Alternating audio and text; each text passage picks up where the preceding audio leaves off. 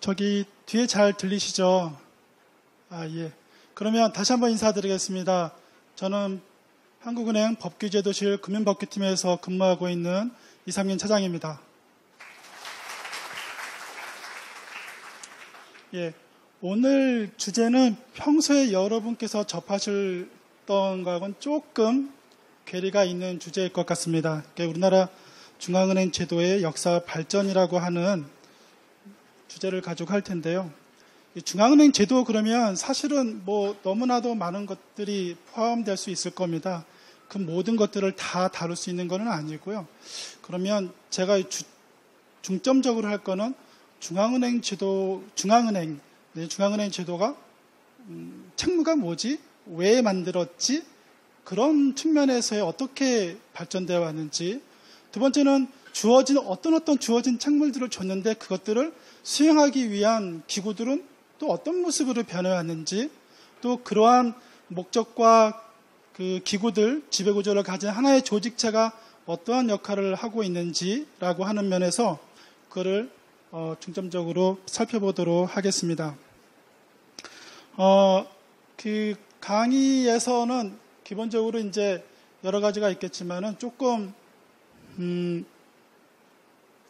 저희가 할 때에는 강의 수강자 분석이 이제 기본일 텐데요.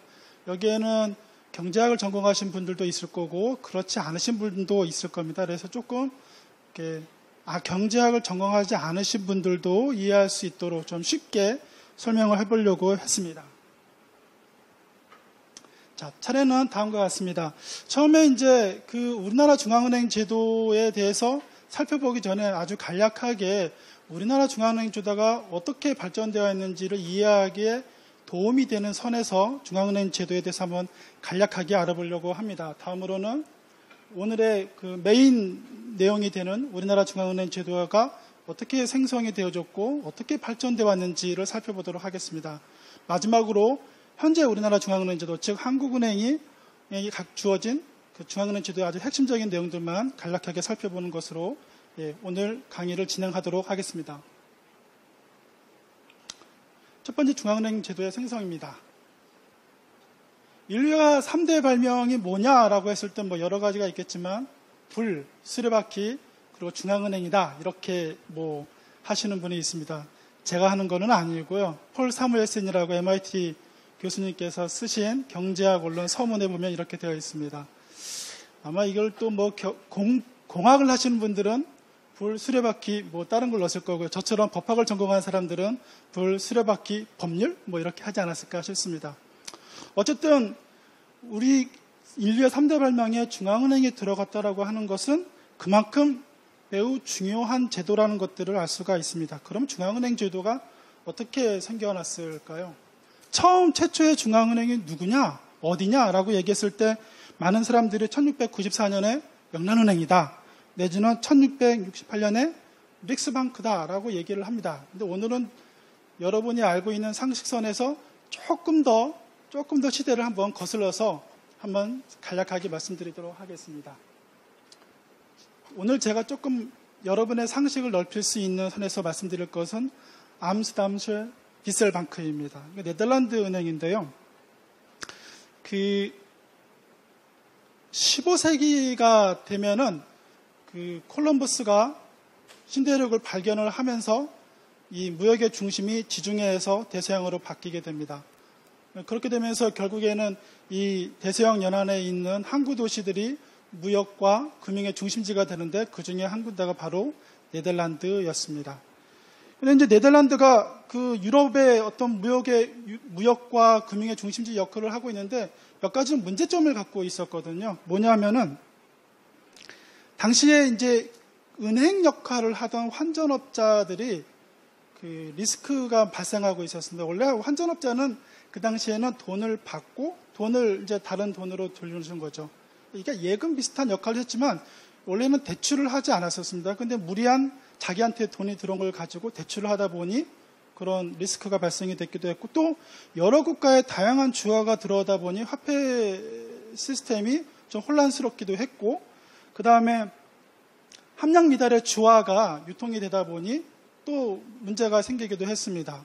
그러니까 결국에는 네덜란드가 유럽의 무역과 금융의 중심지로서의 역할들을 계속 유지하기 위해서는 이러한 문제점들을 극복하고 건전한 화폐금융 시스템을 만들 필요가 있었던 겁니다. 그래서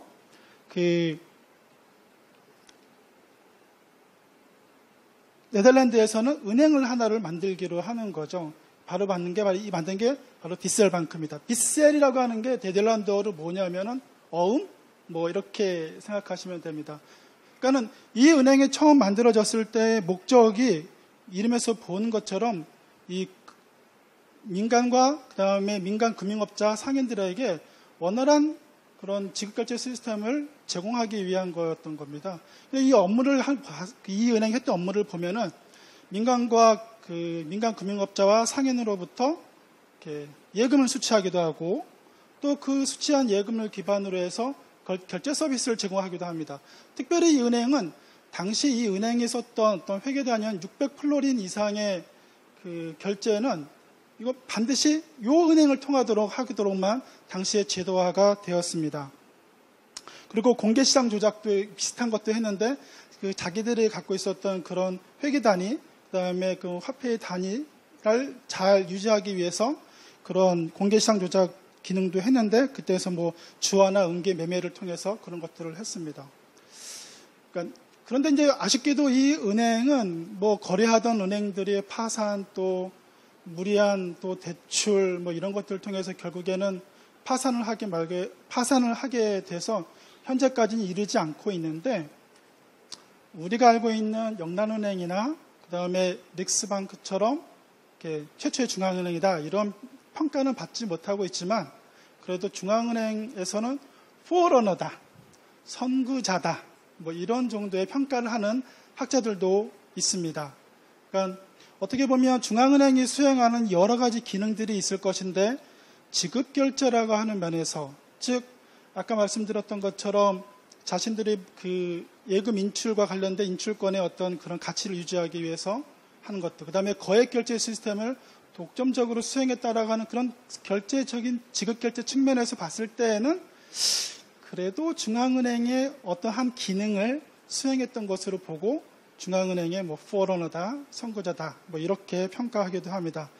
이렇게 평가하시는 학자님들은 대체로 네덜란드에 계신 학자님들입니다. 그러면 최초의 중앙은행으로 많이 평가받는 릭스방크하고 뱅크 오브 잉글랜드를 간략하게 살펴볼 건데요. 릭스방크가 원래는 그 처음부터 세워졌던 건 아니고 릭스방크 전에는 팔룸스트루크 은행이라고 하는 것이 있었습니다. 스톡홀름 은행이라고 하는데 이 은행은 1661년도에 유럽 최초의 은행권을 발행한 은행이었습니다. 근데 이제 은행권을 남발을 하다 보니까 이 은행이 결국에는 문제가 생겨서 문을 닫게 되었는데 당시에 이제 그 스웨덴 은행에서는 이 은행이 유용할 수 있겠다라고 생각하고 그 경영권을 넘겨받습니다. 1668년에 그래서 넘겨받고 조인트 스탁 컴퍼니 형태로 이 릭스방크를 설립을 하게 됩니다. 당시에 이제 이 은행을 설립하면서 주어졌던 그런 역할들은 정부에 대한 대출을 해라. 즉, 우리가 흔히 알고 있는 정부의 은행 역할을 해라. 라고 한 것하고 상업거래에 따른 청산결제를 업무를 해라. 라고 했습니다. 즉, 은행의 은행 역할을 해라라고 했습니다. 현재까지 남아서 현재까지 이 업무를 하고 있기 때문에 그래서 중앙은행의 여러 기능 중에서 정부의 은행 역할, 은행의 은행 역할을 했기 때문에 이 은행을 최초의 중앙은행으로 볼 수 있지 않냐라고 하는 분들도 계시고요. 또 아니다. 뱅크 오브 잉글랜드를 영란은행을 최초의 중앙은행으로 판단하시는 분들도 있습니다. 영국 같은 경우에는 이제 절대왕정 시대에 돈이 필요하지 않습니까? 전쟁을 수행하기도 하고 뭘 수행하려면 돈이 필요한데 그런데 영국에 있었던 왕실들은 그렇게 건전한 재정 정책을 하지 않았던 것 같습니다. 그 세금으로 충당하는 것이 부족하니까는 그 돈을 빌리기도 하고 또 이 당시에 그 영국에서 가장 안전한 금고가 어디였었냐 하면은 런던탑입니다. 그래서 귀족들로부터 런던탑으로 그 귀금속들을 보관해주고 수수를 받았었는데 1640년도에 찰스 1세 같은 경우에는 이걸 차압을 해버립니다. 못 주겠다. 이런 일련의 사건들이 벌어지면서 이 왕실이 신뢰가 추락을 하게 되는 거죠. 이제 이 17세기 후반에 영국이랑 이제 프랑스하고 전쟁이 일어나는데 전쟁하려면 돈이 필요하잖아요. 근데 돈이 나올 데가 없단 말이죠. 그때 나타난 사람이 바로 피터슨입니다. 피터슨이 나타나가지고 그 정부를 한테 제안을 하죠. 그래서 뭐냐면 정부 대출 전담 은행을 만듭시다. 굿 아이디어죠. 돈 찍어내면 되는구나. 그걸 정부 대출 전담하는 은행을 만들자. 그게 의회를 통과해서 1694년에 똑같이 조인트 스탁 컴퍼니 형태로 특허 은행으로 설립이 됩니다. 역할들은 뭐였을까요? 역시 정부에게 대출해주는 걸 만들었으니까 정부의 은행으로서 역할을 했고, 그 다음에 이 은행은 특별히 120만 파운드라고 하는 정부 대출을 해주고 그거에 해당하는 것만큼 화폐 발행할 수 있는 그런 특권들을 받았습니다. 그 후에 이제 여러 차례 특허가 갱신이 되고, 또 뒤에 잠깐 살펴보겠지만은 발권력 독점을 통해서 중앙은행으로서 발전하게 되죠. 그래서 이거 처음 만들어질 때 정부의 은행 역할을 했고, 그걸 기준으로 해서 나중에 은행의 중심적인 은행의 은행 역할을 하는 걸 보고 뱅크 오브 잉글랜드를 최초의 중앙은행이다, 뭐 이렇게 하기도 합니다. 어쨌든 최초의 중앙은행 내지는 초기 중앙은행 이렇게 봤을 때 성격이 내지는 특징이 있다고 한다면 정부로부터 특허를 받은 특수한 상업은행으로 출발을 했다라고 하는 것이고, 또 두 번째는 전비 조달 같은 정부의 재정 지원을 하기 위한 그러한 정부의 은행으로서 시작이 됐다라고 하는 것입니다. 그럼 현대적 의미의 중앙은행은 그러면 언제 시작이 되었을까라고 하는 것에 대해서 의견들이 이렇게 많이 나눠지는데요. 독점적 발권력을 인정한 그 뱅크 차터 액트, 소위 말하는 이제 필스 액트입니다. 당시에 이제 수상이죠. 이 법이 통과되면서 발권을 할 수 있는 은행은 영란은행에게만 주어집니다. 생각을 해보면은 중앙은행이 있는데 만약에 다른 은행도 발권을 할 수 있다고 한다면 그러면 중앙은행은 아니겠죠. 또 중앙은행이 수행할 수 있는 여러 가지 그런 권한들의 바탕이 되는 것은 독점적인 발권력에 기반하고 있습니다. 그래서 이때부터 우리 현대적 중앙은행의 시발점으로 보자라고 하는 견해도 있고, 또 두 번째는 아니다, 최종 대부자 기능을 수행한 때다. 이때를 그 현대적 의미의 중앙은행 시발점으로 보는 견해도 있습니다. 1840년, 1850년, 1860년대 이제 영국에서는 그 금융위기가 발생을 하게 되는데요. 사실은 1844년에 은행법이 통과되면서 발권 액수를 크게 늘려주고 대신에 이 은행의 발권부하고 은행부로 이렇게 분리를 하고 계리도 달리하게 됩니다. 근데 심각한 금융공황이 이제 그 1840년대부터 쭉 1년에 발생하게 되는데, 그때 이제 영란은행이 대처를 하죠. 어떻게 하냐면 원래는 발권을 하려면 딱 한도를 주어졌습니다. 원래는. 근데 영란은행이 이 금융위기를 타개하기 위해서 그것을 넘어서서 유동성을 공급을 합니다. 그리고 의회는 그 후에 면책특권하는 법안을 발의해서 그 법을 어긴 것에 대해서 면책을 해주기까지 하죠. 어쨌든 이렇게 1870년대 영란은행이 공익적인 기능, 즉 최종 대부자 기능을 수행함을 통해서 금융안정이라고 하는 공익적 기능을 수행한 때, 이때부터 우리가 현대적 중앙은행의 시발점으로 보자, 이렇게 보기도 합니다. 1873년도에 여기 보시는 게 롬바드 스트리트입니다. 배추시 출간한 책이고, 이 책이 출간하면서 최종 대부자 기능을 통한 금융안정 역할이 중앙은행의 당연한 역할도 이렇게 자리를 잡게 됩니다. 우리 세계 중앙은행의 역할들이 조금씩 변화된 것처럼 앞으로 있다가 우리나라 중앙은행 제도를 보겠지만, 우리나라 중앙은행, 그 한국은행에도 주어진 책무들이 조금씩 변화가 되는데, 그 배경이 단순히 논리적이기보다는 그 당시의 시대적인 상황, 경제적인 상황, 정치적인 상황들이 맞물려서 발전하는 것들을 보게 됩니다. 그러한 한 예가 또 있다고 한다면 미국 연방준비제도가 되는데요.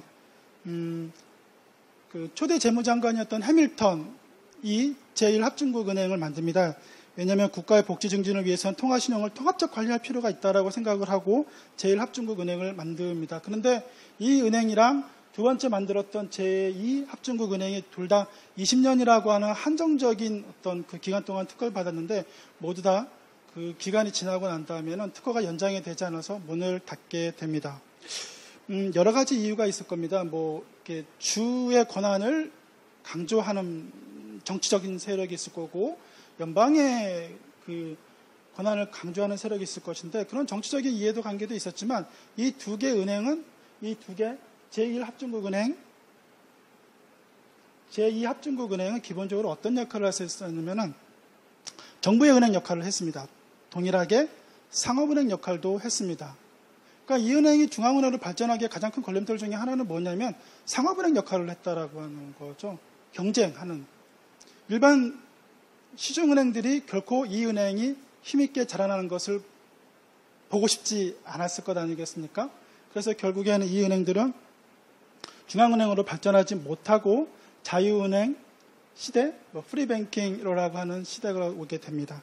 그러니까 그때는 중앙은행이 없는 기간이 상당히 되는 거죠. 거의 76년, 80년, 76년 정도 동안 중앙은행이 없는 그 미국 연준에서 미국에서 그러한 시기가 됩니다. 그 당시에 이제 중앙은행의 어떤 거시적 기능들은 재무부가 또 미시적 기능은 청산소가 담당을 했지만 근데 이제 이게 금융위기가 계속해서 발생이 되고 또 그런 것들을 재무부나 내지는 미시적 기능을 하던 청산소가 효과적으로 대응을 하지 못하게 되면서 1907년에 아주 큰 금융위기가 발생해서 주식 가격이 반토막이 나는 그러한 일이 벌어집니다. 이때 의회가 이래서는 안 되겠구나 라고 생각을 하고 우리에게도 중앙은행 시스템을 만들어야겠다라는 생각을 가지고 만든 법이 1913년에 만든 현재 저희가 잘 알고 있는 피더럴 리저브 액트입니다. 가만히 보시면 옆에 피더럴 리저브 보드라고 되어 있지 않습니까? 뭐 현재 저희가 그 번역할 때는 연방준비위원회 이렇게 조금 다르죠. 현재 미국은 보드 오브 거버넌스죠. 오브 피더럴 리저브 시스템 이렇게 되어 있습니다. 1913년도에 이 만들었었던 FRS의 가장 핵심적인 기능을 했던 연방준비위원회에는 그 7명의 위원으로 만들어지는 위원들이 있었는데 그 중에 2명이 재무부 사람입니다. 재무부 사람이 와서 여기에 참가를 하게 됩니다. 의장이 누구였냐면 재무부 장관입니다.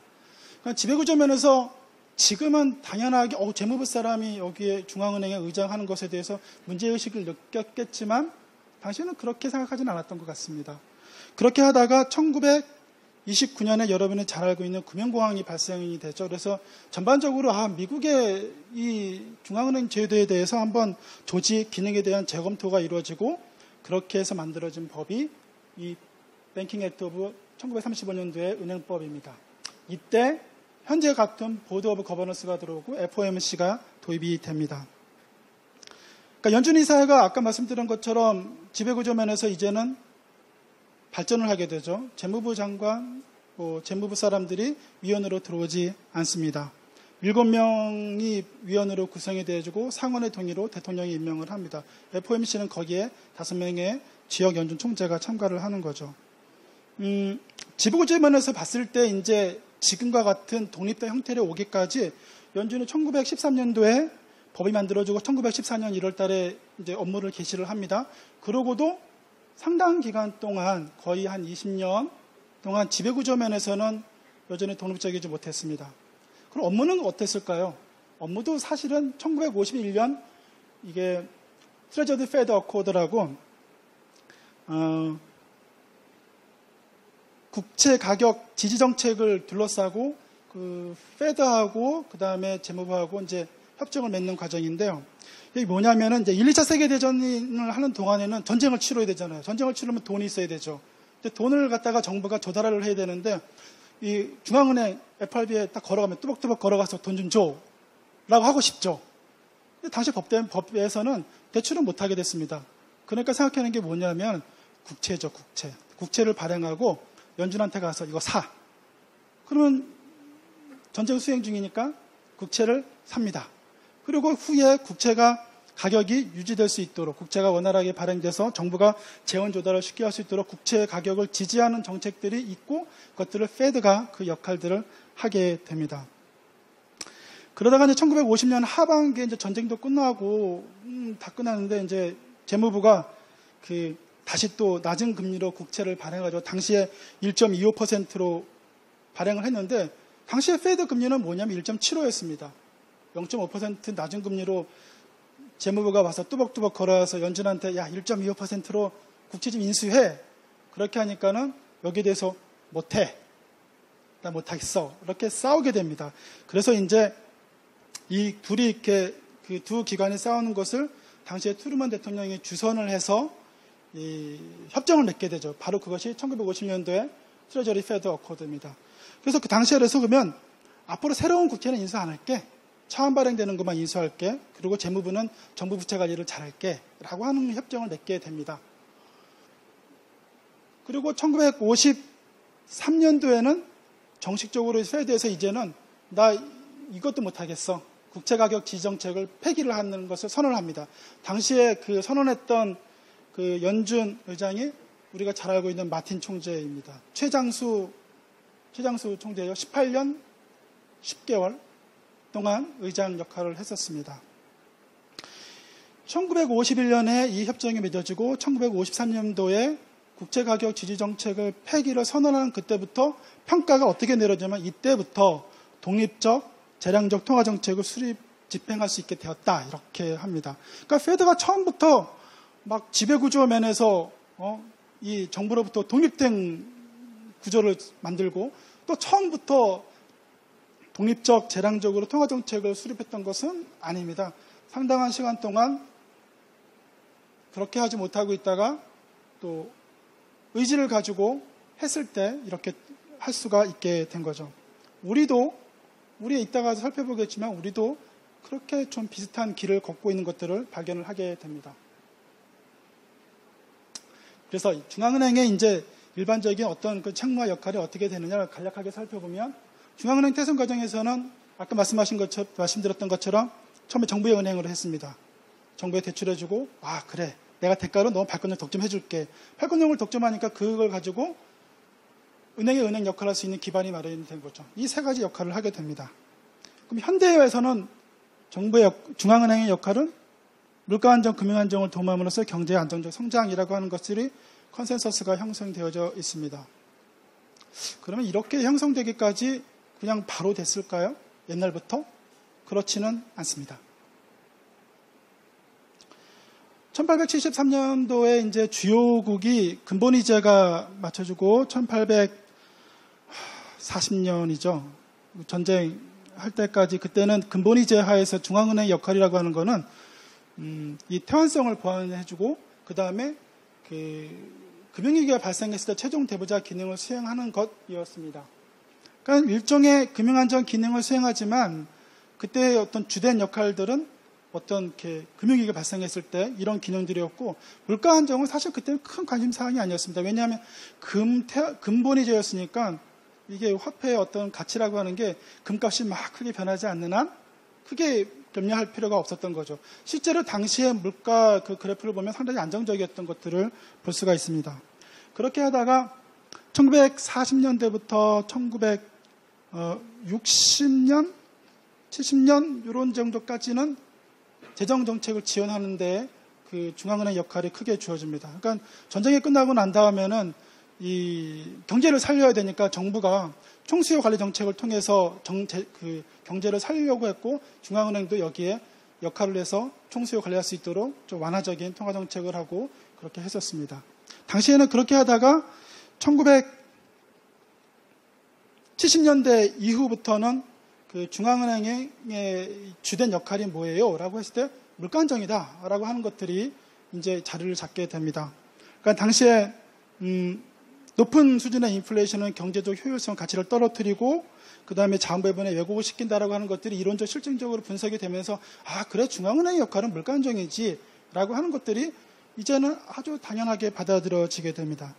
그리고 당시에 있어서 어떤 그 금융안정 역할은 소위 말하는 그린스판 독트린에 따라서 사후의 위기를 수습하는 정도의 역할로만 인식이 되게 되는 겁니다. 그래서 보리오 같은 교수는 이 당시에 중앙은행의 어떤 그런 아주 기본적인 생각들을 이렇게 표현을 했습니다.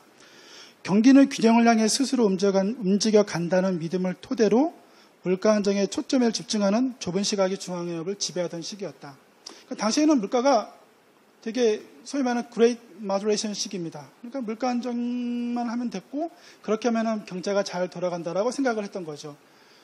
1980년대부터 이제 금융이 좀 더 발전하면서 군데군데 세계에서 금융위기가 발생이 됐지만 주된 관심은 아니었습니다. 여전히 사후적 위기를 수습하는 역할로서 한정이 되어지다가 저희가 잘 알고 있는 2007년 글로벌 금융위기를 계기로 해서 중앙은행의 역할이 변하게 되죠. 그때 당시의 교훈이 물가 안정만으로는 금융 안정이 될 수 없어. 그 전에는 물가 안정만 하면 된다고 생각했었는데 그 다음에 금융 시스템 안정을 미시 건전성만큼은 안 되겠어. 라고 하는 것들이 이제 중요한 교훈으로 들어서게 되고 중앙은행이 거시 건전성 정책을 해야지 물가 안정과 함께 금융 안정도 해야지 라고 하는 인식들이 이제는 자리 잡고 있습니다. 그래서 현재는 물가 안정과 금융 안정을 통해서 경제의 안정적 성장이라고 하는 것들이 이제는 보편적으로 받아들여지고 있죠. 지금 보신 것처럼 중앙은행의 역할은 시대적 상황에 따라서 시대적 여건에 따라서 이렇게 동태적으로 좀 변화되어져 왔습니다. 우리나라도 그와 마찬가지 어떤 것들을 볼 수가 있습니다. 자, 지금 개략적으로 그냥 중앙은행이 처음에 어떻게 생성이 됐더라. 태생적 과정에서는 정부의 은행 등을 비롯한 태생적 역할들을 했더라. 그리고 중앙은행 역할들이 고정적인 거는 아니었고 주된 역할들이 이렇게 변화되어 왔더라. 그러한 변화의 흐름들이 우리 한국은행도 같습니다. 우리나라 중앙은행도.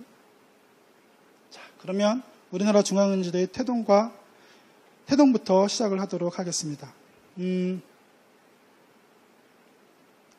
아마 이거는 처음에 이제 저희 은행 내에서도 강의를 할 때 이제 물어봅니다.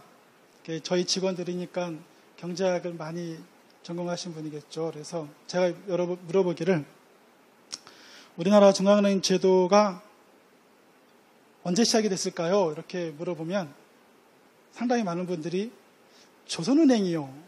이렇게 생각을 합니다. 말을 합니다. 또 어떤 사람은 구한국은행이요. 까지도 이렇게 답변을 하시는 분들이 있습니다.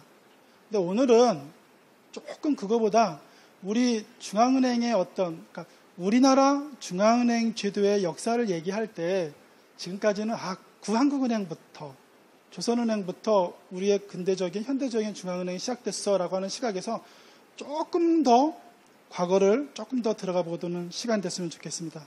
그래서 여러분에게 대한중앙은행이라고 하는 것들이 머릿속에 오늘 남았으면 좋겠습니다. 대한중앙은행은 1903년 맨 오른쪽에 배경을 보면 1894년에 있었던 동학혁명입니다.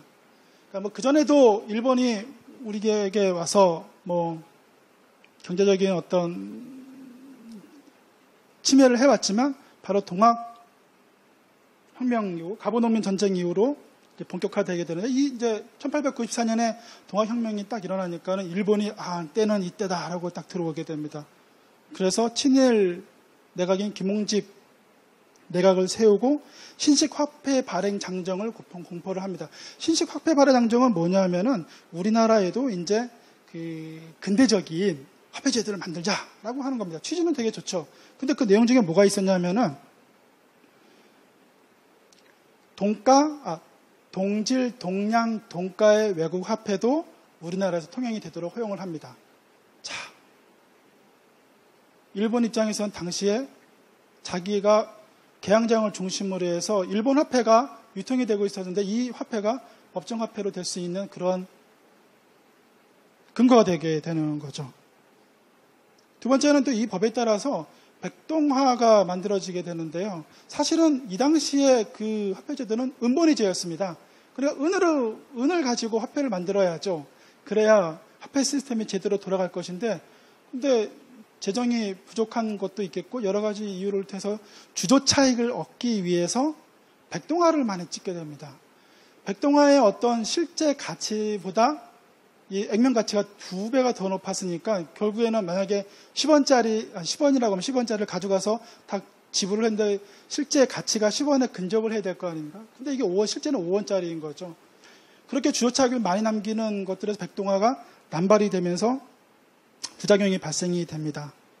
이러한 상황에서 일본은 청일전쟁 승리하고 난 다음에 이제 본격적으로 해보려고 했는데, 삼국 간섭을 통해서 일본이 영향력이 약해지게 되고, 그것을 만회하기 위해서 우리가 잘 알고 있는 을미사변이 일어납니다. 그거는 명성황후를 시해하는 사건이 일어나고, 그 이후에 그 고종, 나중에 황제가 되겠죠. 고종 황제가 아관 파천을 하게 됩니다. 그래서 이제 러시아 쪽으로 갔다가 1897년에 대한제국을 수립하고 당시에 러시아 재정 고문인 알렉세예프가 등장을 하게 됩니다. 그러니까 알렉세예프가 이제 화폐 제도를 우리가 제대로 한번 만들어 봅시다 라고 해서 만든 것이 화폐조례입니다. 1901년.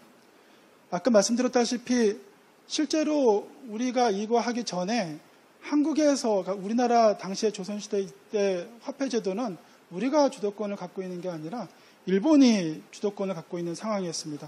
고종 황제가 화폐 주권을 우리가 회복을 해야겠다라는 생각을 가지고 이 법을 만들게 됩니다.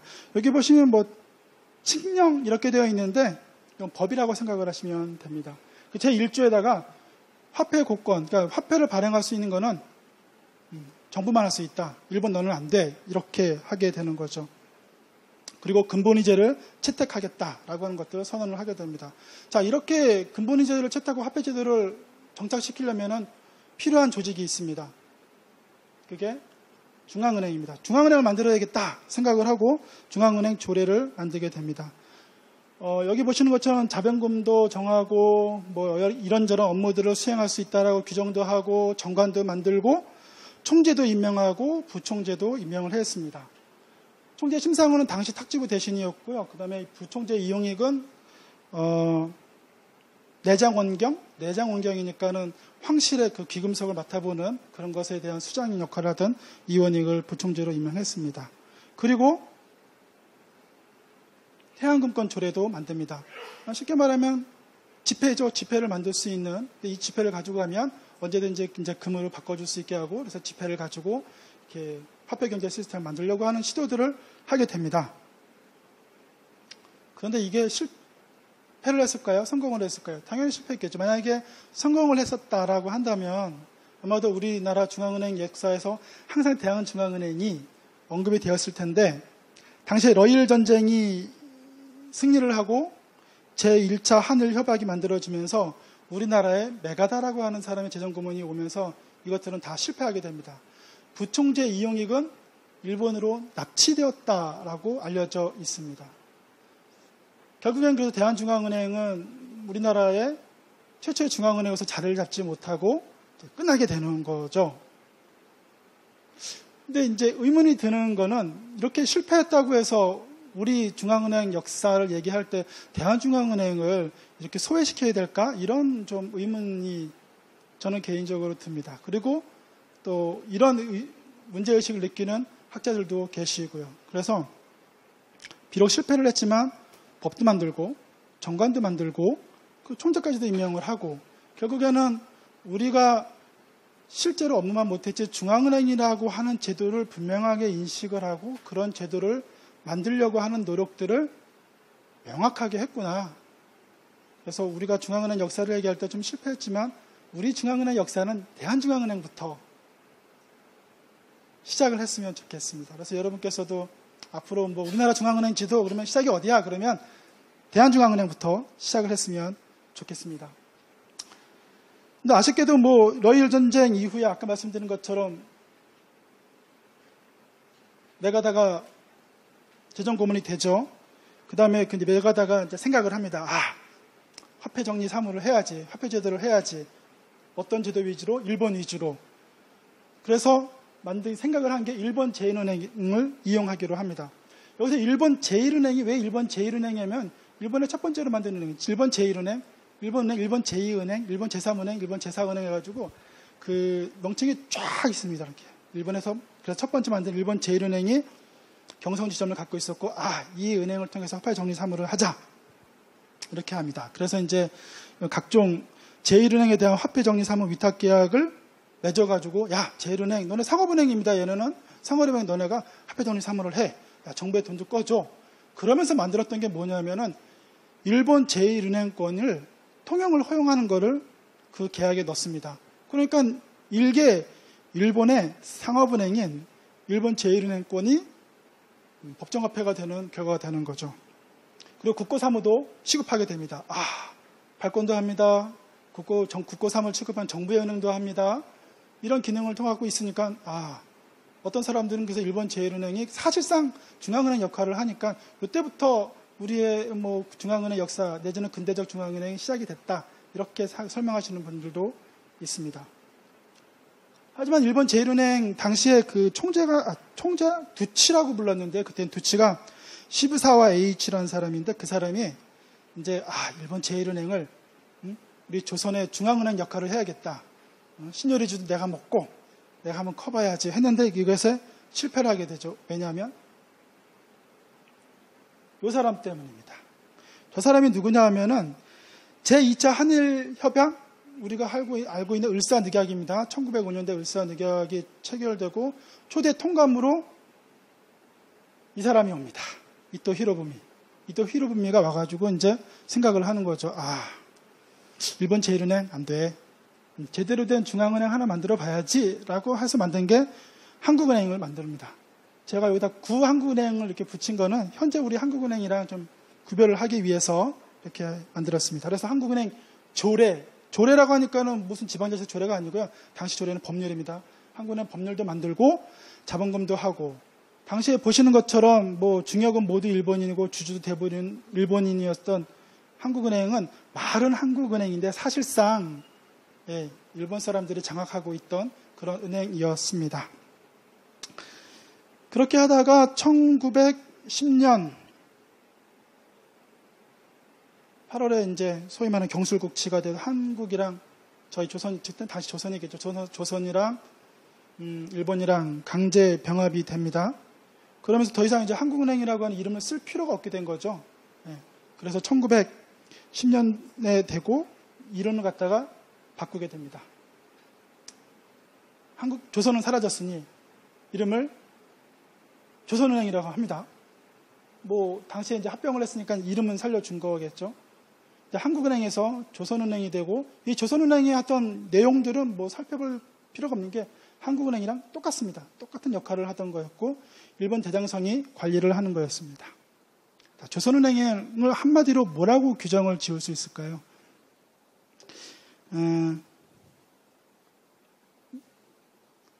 딱 한마디로만 식민지 중앙은행 이렇게 얘기를 할 수 있을 것 같습니다. 결국에는 중앙은행으로서의 조선은행이 아까 말씀드린 금융안정, 물가안정과 금융안정을 통한 조선에 있었던 국민들의 경제적 안정을 위한 것이 그 역할이냐면 그렇지는 않습니다. 식민지 수탈을 위한 그런 도구로서 사용이 되어집니다. 특별히 이 그래프를 보시면 이제 화폐 발행 잔량인데요. 2차 세계대전이 있은 다음에 화폐 발행이 팍 늘어납니다.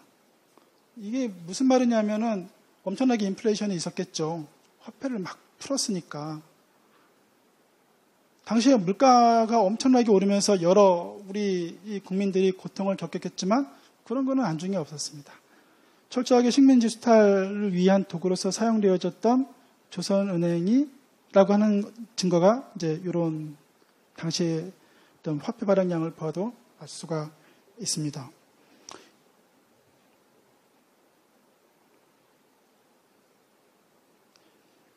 그러다가 1945년도에 이제 저희가 그 해방을 하면서 우리나라 중앙은행제도 개편 논의가 이제 되는 거죠.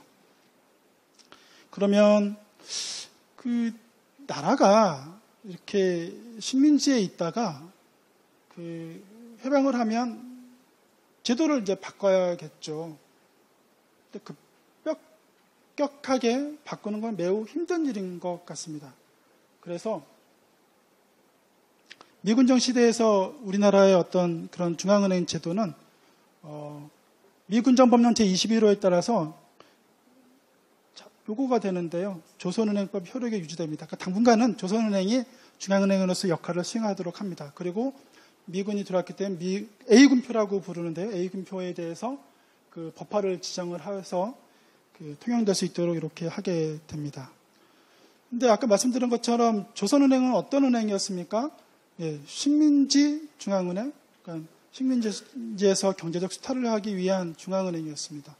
이러한 태상적을 갖고 있는 그런 제도적으로도 그렇게 되어져 있는 중앙은행이 해방 이후에 어떤 중앙은행 역할을 제대로 하기는 어려웠을 겁니다. 그래서 정부 수립을 전후해서 중앙은행 제도 개편 논의가 있게 됩니다. 그러면 이제 중앙은행 개편 논의를 할 때 당시에 중앙은행이었던 조선은행에서도 해방된 조국에서의 중앙은행은 이렇게 만들어야 되지 않을까요? 라고 하고 안을 냅니다. 또 당시에 그 경제를 주도하고 있었던 재무부에서도 중앙은행은 이렇게 만들어야지 라고 하고 안을 내게 됩니다. 그 내용들이 뭐 있겠지만 중앙은행법 초안 또 이 국민명부 대안 초안, 정부 초안을 통해서 당시에 양 기관의 생각들을 볼 수가 있습니다. 당시에 이제 중앙은행이었던 조선은행의 생각은 한계가 있기는 하지만 그래도 독립적인 중앙은행을 꿈꿨던 것으로 보여집니다. 그래서 그 당시에 정책을 결정하는 통화심의회라고 하는 것들을 만들자라고 하는 생각들을 의견을 발표를 하고 통화심의회는 재무부 사람 1명, 중앙은행, 금융기관 4명, 그다음에 국회의원, 학계, 산업계 이런 사람들이 같이 정책들을 결정을 하자라고 이렇게 안을 내놓게 됩니다. 물론 이제 당시 조선은행의 생각 중에도 한계가 있는데 예컨대 최고 발행 제한 같은 그러니까 화폐 발행의 최고를 누가 정하냐면 재무부 장관이 정해야지라고 하는 것들을 했었습니다. 그러니까 한계는 있긴 하지만 지배구조면이나 이런 면에서는 중앙은행을 좀 독립해야지라고 하는 독립성을 부여해야지 이런 생각들을 가지고 안들을 만들었습니다. 재무부는 조금 생각이 달랐던 것 같습니다. 재무부 안에 보면은 뭐 여러 가지 뭐 설명할 것들이 많이 있겠지만 중앙은행의 금리는 재무부 장관의 인가를 받아야 된다. 정부가 은행이나 어디에다가 대출을 하라라고 하면 중앙은행은 대출을 해야 된다. 정부의 무담보로 대출을 해야 된다. 국채를 인수해야 된다. 발권제도도 재무부 장관이 은행권 발행 한도를 정해야 된다. 인사권 감독권도 다 재무부 장관이 결정해야 된다. 이렇게 했습니다. 재무부안은 중앙은행의 독립성하고 좀 거리가 먼 안이었습니다. 아주 쉽게 당시 재무부안이 갖고 있던 생각을 읽을 수 있는 것이 당시 재무부안 제3조인데요. 거기 뭐라고 되어 있냐면 한국중앙은행은 오로지 국가 목적의 달성을 사명으로 하여 운영되어야 한다. 이렇게 되어 있었습니다. 당시 일본은행법 제3조에 보면 일본은행은 오로지 국가 목적의 달성을 사명으로 운영되어야 한다라고 되어 있었습니다. 당시 일본은행은 전쟁을 수행하는 중에 뭐 하던 데였습니까? 전쟁 자금을 지원하던 그런 은행이었습니다. 우리가 알고 있는 독립적인 중앙은행은 아니었던 거죠. 재무부 사람들도 생각했던 당시의 안은 독립적인 중앙은행이랑은 좀 거리가 먼 그런 안이었습니다. 양측 간에 이제 그 견해가 달라지면서 우리나라 중앙은행 제도가 어떻게 만들어져야 될 것에 대한 고민이 깊어졌겠죠. 그래서 우리가 당시 재무부 장관이었던 김도연 재무부 장관, 이분은 미국에서 공부하셨던 분인데 그러면 우리 미국한테 도움을 전문가를 보내달라고 하자라고 우편을 보냅니다. 그리고 49년 8월에 페드에서 블룸필드 박사와 젠센을 파견하기로 결정을 하고 이분들이 와서 보고서를 만들고 프랭켈의 법률 자문을 거쳐서 1952년도에 블룸필드와 젠센의 보고서 작성을 만들게 됩니다.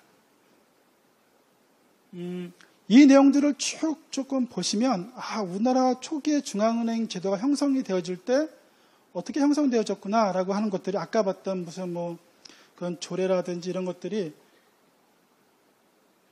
저희 한국은행법 제정자료집에 보면 다 수록이 되어져 있습니다. 그러니까 홈페이지에 가셔가지고 저희 조사연구 자료에 보면 저 책자가 있습니다. 그래서 혹시 당시 블룸필드 박사는 뭐라고 썼을까?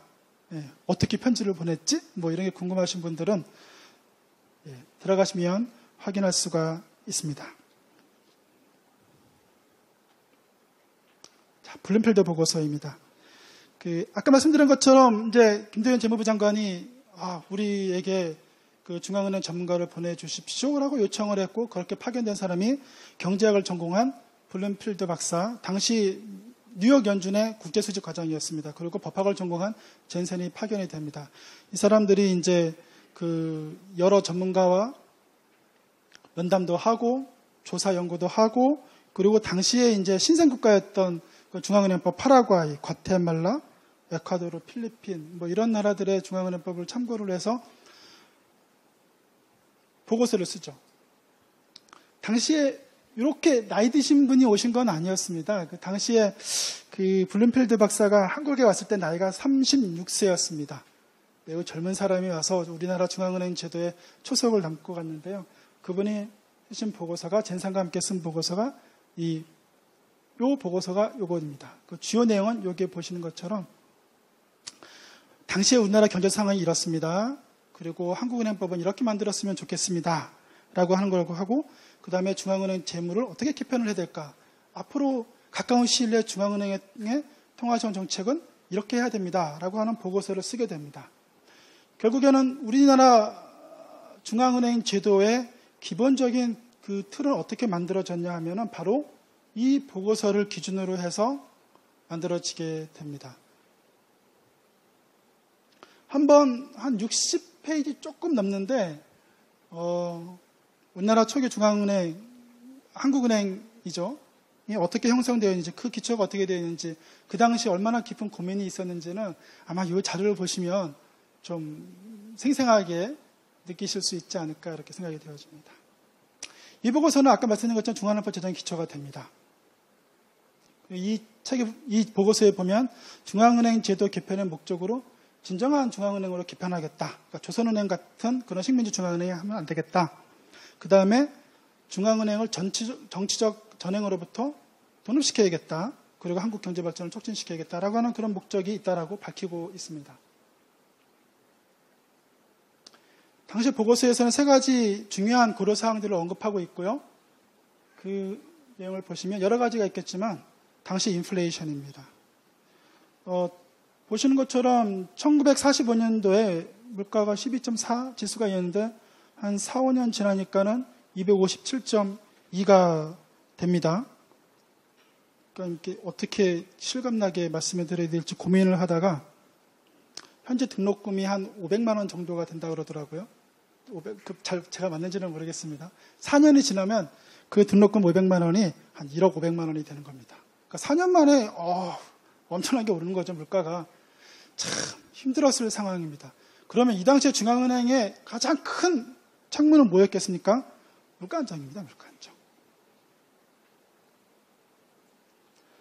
자, 한국은행법.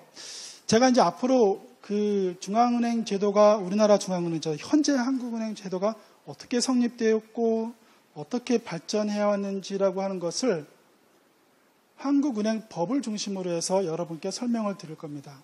왜냐하면 아까 말씀드렸던 중앙은행 제도의 아주 핵심적인 내용, 뭐 아주 여러 가지가 있겠지만 기본적인 아주 핵심적인 내용은 중앙은행의 어떤 역할, 어떤 책무를 주을 건가, 어떻게 지배구조를 만들 것인가, 어떤 일을 할 것인가라고 하는 것들인데 그러한 내용들은, 제도들은 무엇으로 됩니까? 법으로 규정되게 되어 있죠. 그래서 앞으로 제가 그 중앙은행법, 즉 한국은행법이 어떻게 만들어졌는지, 그 내용은 무엇인지, 그 법이 개정되면서 우리나라 중앙제도, 현재 중앙은행제도가 어떻게 발전되었는지를 살펴볼 것입니다. 자, 블룸필드 보고서가 제출이 되고 그 다음에 한국은행법 제정안이 3월 18일에 발의되고 그 다음에 5월 5일날 공포가 됐습니다. 그리고 법에 따라서, 법과 시행령에 따라서 정부가 자본금과 적립금을 6월 6일날 납부를 했고 우리 지금 저희 한국은행 창립기념식 6월 12일날 하지 않습니까? 예, 창업식을 6월 12일날 했고 설립 등기를 6월 16일날 했습니다. 많은 분들이 한국은행이 언제 설립됐지? 이러면 창립기념일 생각을 하시더라고요. 6월 12일이요. 라고 이제 말씀하시는 분들도 있는데 당시에 한은법 제113조에 보면은 한국은행의 설립과 업무 개시일은 대통령령으로 정한다. 이렇게 되어 있었고요. 그리고 한은법 당시 시행령 제6조에 보면은 정부의 자본금 출자와 적립금을 낼 때 그때 한국은행이 설립된다라고 이렇게 되어 있습니다. 아까 그러면은 법적으로 보면은 한국은행은 정부가 자본금이랑 적립금을 납입한 6월 6일이 한국은행 설립일이 되겠죠. 근데 실제로 저희가 이제 창립한 날짜는 언제냐? 그러면 6월 12일 날 저희가 그 실질적으로 업무를 개시를 하고 그때부터 그 중앙은행으로서의 역할을 했기 때문에 6월 12일 날을 저희 창립기념일로 이렇게 지키고 있습니다. 상식적으로 우리나라 대부분 다 경제학 하시는 분들이니까 뭐 우리나라 대법원 규칙 제1호 대법원 규칙이 뭔지 아십니까? 대법원 규칙 제1호가 한국은행 등기 처리 규칙입니다. 네, 별로 놀라지 않으시네요. 저는 처음에 이거 보고선 우와, 우리나라 대법원 첫 번째 규칙이 한국은행 등기 처리 규칙이구나. 와, 그렇게 한국은행이 중요한 거였구나. 이렇게 느낌이 왔는데 별로 표정들이 그런 것 같지는 않으시네요.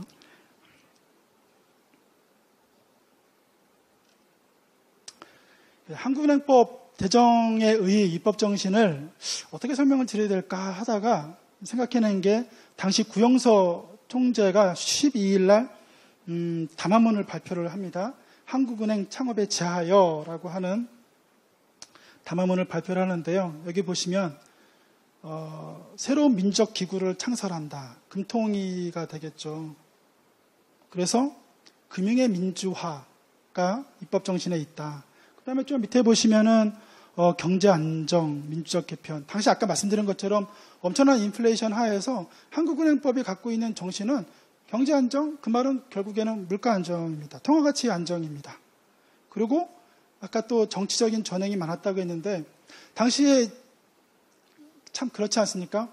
한 나라가 식민지 상황에 있다가 독립을 했지만 그렇게 금융체계라는 게 쉽게 바뀌는 게 아니죠. 식민지 시절에는 정부가 뭐 대출하라 그러면 대출을 하고 좌지우지하는 상황이었습니다.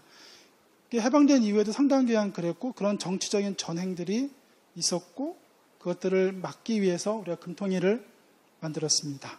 블룸필드 보고서 박사의 그 보고서에도 보면은 정치적 독립성, 정치적 민주화를 이루기 위해서 금통위를 만들어야겠다 이런 표현도 나옵니다. 즉 여러 명으로 구성되어져 있는 합의제 의결 기구를 만들면 그러면 정부가 정치적 간섭을 하는 게 좀 더 어려워지지 않겠냐라고 생각을 한 거죠. 만약에 독임제로 총재 한 명이 통화신용정책을 다 결정한다. 그럼 정부는 한 사람한테만 영향력을 미치면 되는 거죠, 총재. 하지만 금통위라고 하는 기구를 만들게 되면 문제는 달라지게 됩니다. 어쨌든 한국은행법의 입법 정신은 통화가치 안정, 금융의 민주화, 금융의 정치적 중립이었습니다. 당시 제정 한국은행법의 구조인데요. 보시면 목적이 앞에 있고 금통위, 정책결정기구이죠. 의사결정기구인 금통위. 그리고 지금은 참 보기 힘든 부서 명칭이 나옵니다. 감독부, 조사부, 외국부. 소위 말하는 이제 법정부서라고 하는데 당시 제정 한국은행법에 따르면은 이건 법정부서라서 반드시 있어야 하는 부서입니다. 중요한 부서였겠죠. 조사부는 지금의 조사국이랑 경제통계국 생각하시면 됩니다. 외국부는 지금 없죠. 외국부는 나중에 설명드리겠지만 결국에는 떨어져 나가서 외환은행이 됩니다. 그리고 한국은행의 업무가 제4장에 쭉 나열되어 있습니다.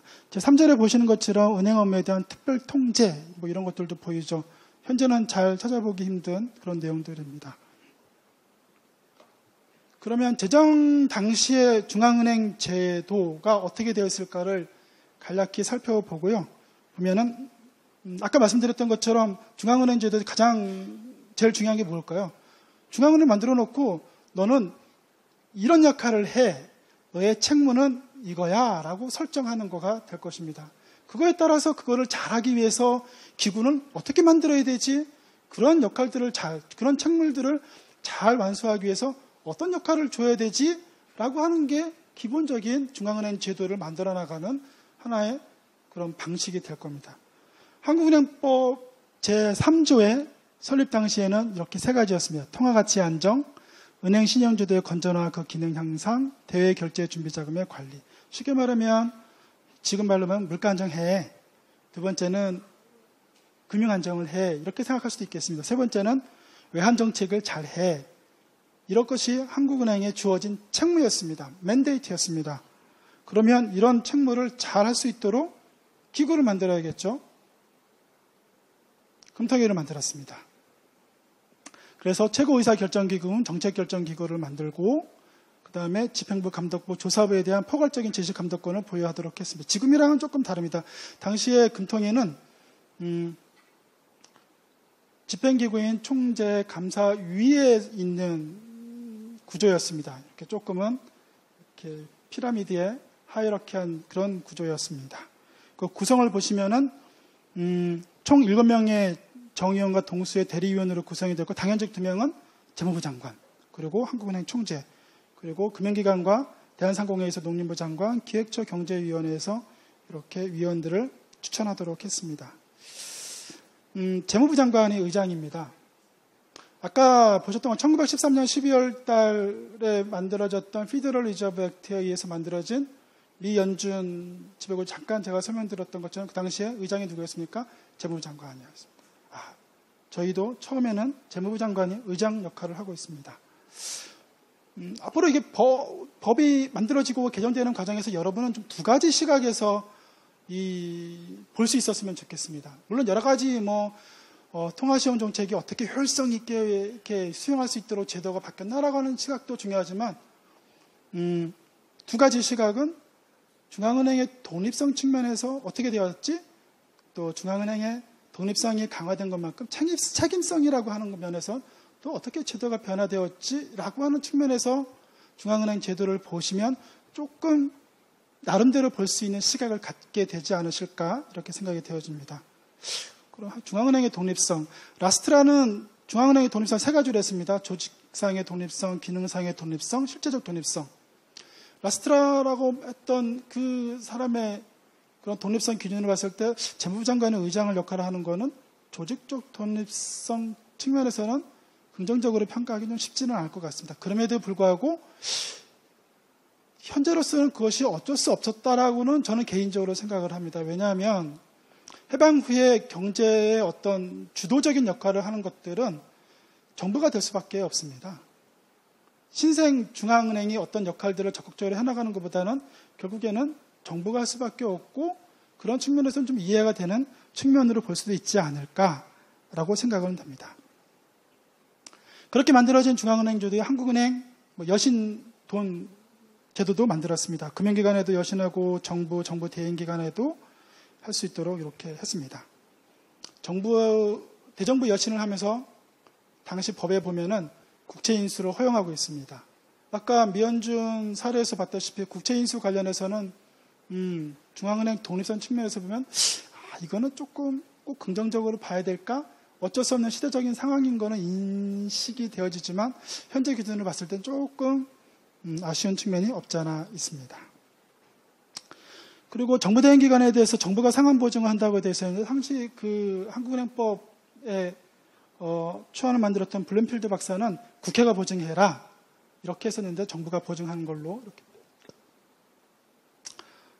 금융기관 신용통제되었습니다. 금융기관이 대출을 할 때 금리는 얼마 해, 기간은 어떻게 해, 담보는 뭐 해라고 구체적으로 중앙은행이 이렇게 제약을 가할 수 있도록 그렇게 했습니다. 기타 조선 황금은행이랑 합병을 했는데요. 그도 상업은행 업무 분리를 했습니다. 아까 말씀드렸던 것처럼 조선은행은 중앙은행 역할도 했지만 상업은행 역할도 했습니다.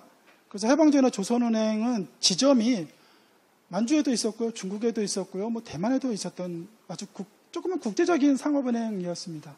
그러니까 한국은행이 만들어지면서는 이런 것들은 분리를 해내야겠죠. 그래서 상업은행 업무는 분리를 해서 떨어뜨려 나가게 됩니다. 그래서 요거는 상호은행한테 이양을 했다. 그 상호은행은 현재 아마 우리은행으로 이렇게 된 걸로 알고 있는데, 가끔 저희 이제 업무를 하다 보면은 이런 분들이 계세요.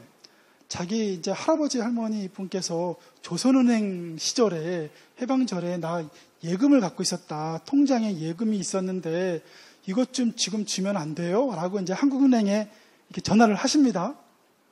생각을 해보세요. 만약에 그때 예금이 뭐 한 100원이 있었다. 근데 그 사이에 물가 상승률을 생각하고 막 계산하면 엄청 큰 액수를 기대하시는 목소리로 지금 한국은행 가면 받을 수 있을까요? 그런데 아까 말씀드렸다시피 상업은행 업무는 분리를 해서 청산을 했습니다. 그러니까는 조선은행에서 갖고 있었던 그런 일반 국민에 대한 예금 채무는 저희하고는 관련이 없는 거죠. 그리고 그것들은 그 청산 절차를 거쳐서 모두가 이제 끝이 난 상황입니다. 그러니까 아쉽지만 현재로서는 예금 채권이 있으셔도 받으실 수가 없습니다. 참고로 그냥 말씀드려봤습니다. 그럼 우리나라 중앙은행 제도 발전에 대해서 살펴보도록 하겠습니다. 어떤 분이 걱정하실 거예요. 슬라이드는 30몇 개인데 이제 10몇 번이고 이제 1시간 지났는데 어떡하지? 걱정하지 마십시오. 빨리 꺼내들어 열심히 달려보겠습니다. 자, 이 그림들을 잘 기억해 주시면 감사하겠습니다. 첫 번째는 제1차 경제개발 5개년이죠. IMF, 국회, 잘 알고 계신 리만 브라더스입니다. 한국은행법은 총 11차례 개정이 되었습니다. 중요한 개정은 1962년 개정, 1997년 개정, 2003년 개정, 2011년, 그리고 2016년 개정이 조금 중요한 내용들을 담고 있습니다. 제가 2차부터 4차, 소위 말하는 5차 개정까지는 설명을 안 할 거고요. 1962년 개정부터 중요한 거 위주로 설명을 드리겠습니다. 그러면서 여러분께서 이 보실 때에는 이런 관점에서 봐주시면 좋겠습니다. 한국은행의 중앙은행의 독립성과 책임성이라고 하는 측면들이 어떻게 제도가 바뀌면서 반영이 되었을까? 독립성은 어떻게 강화되었을까? 책임성은 어떻게 강화되었을까? 라고 하는 관점에서 보시면 좋겠습니다.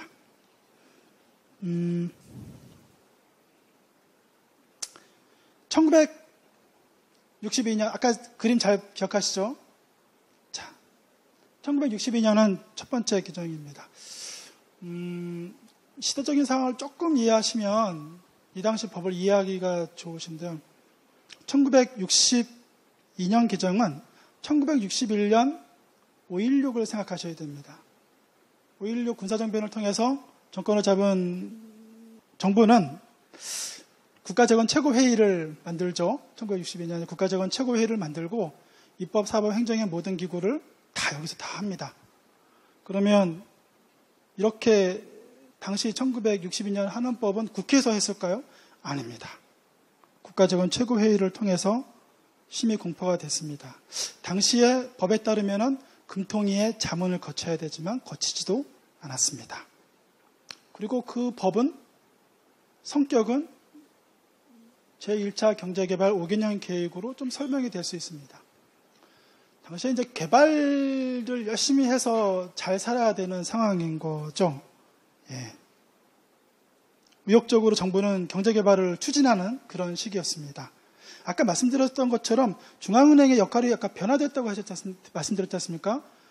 최종 대부자 기능을 하다가 전후에 정부가 경제를 재건하는 과정에서 중앙은행의 역할이 재정 지원 역할을 담당했습니다. 1940년부터 1960년대까지 한 30년 정도까지는 주된 역할이 그런 역할들을 수행을 했었습니다.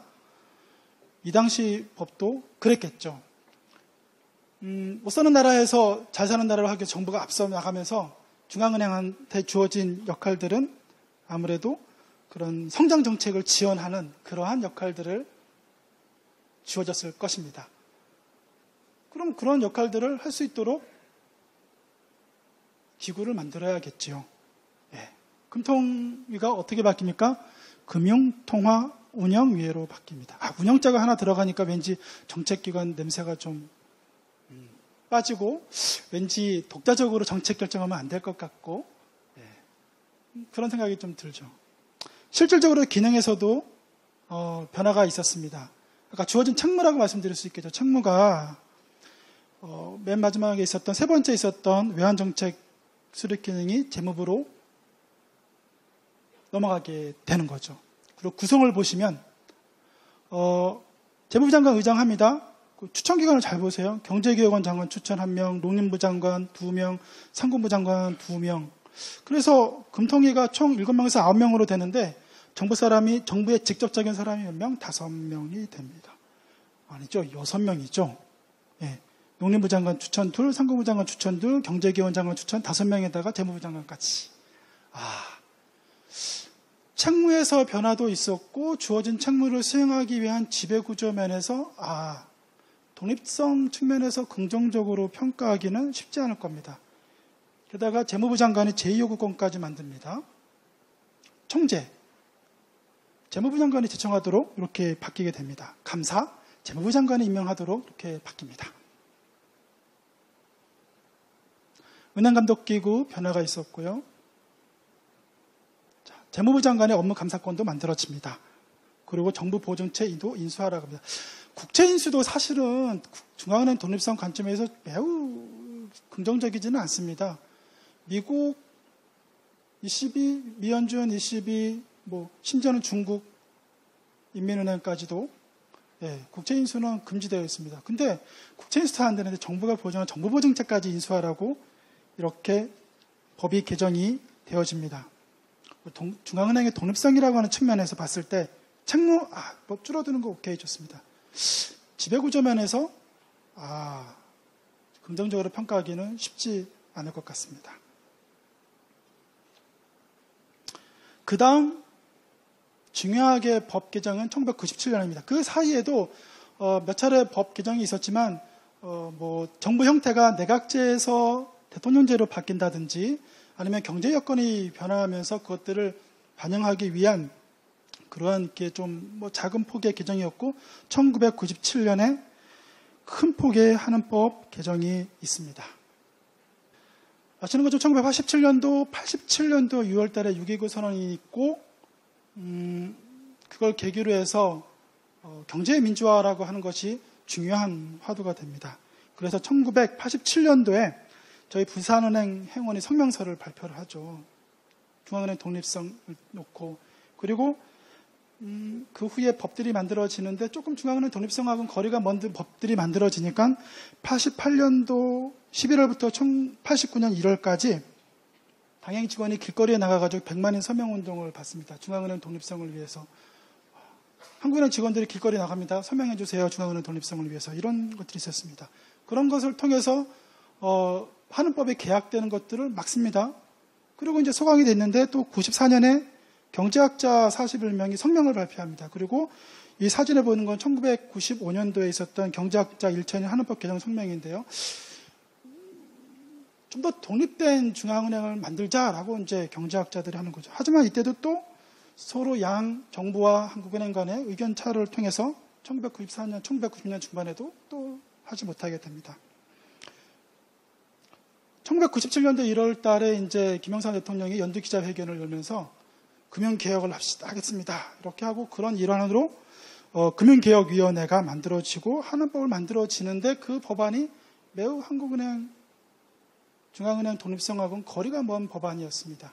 그래서 저희 선배님들이